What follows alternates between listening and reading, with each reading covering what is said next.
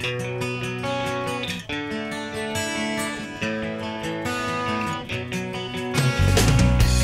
neobvyklom čase až do polnoci bolo na trati medzi Čermeľom a Alpinkou rušno. Biela noc, respektíve noc svetiel, neobyšla ani detskú železničku.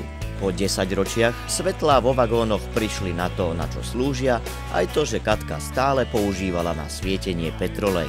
Noc svetiel sa začala hneď jazdou luxusným historickým Ikarusom.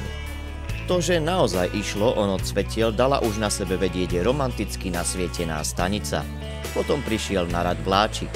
Pomerne preplnený došiel k stanici vpred, kde bola pre cestujúcich pripravená ohňová show. Super, perfektne. Vláčikov bolo v Čermeli naozaj dosť, dokonca aj v malom. Noc svetiel s detskou železničkou mala určite svoje čaro. Zároveň poslednou jazdou vláčika po polnoci z Alpinky sa ukončila už 56. sezóna detskej železnice. Dušan Hrabovský, Naša.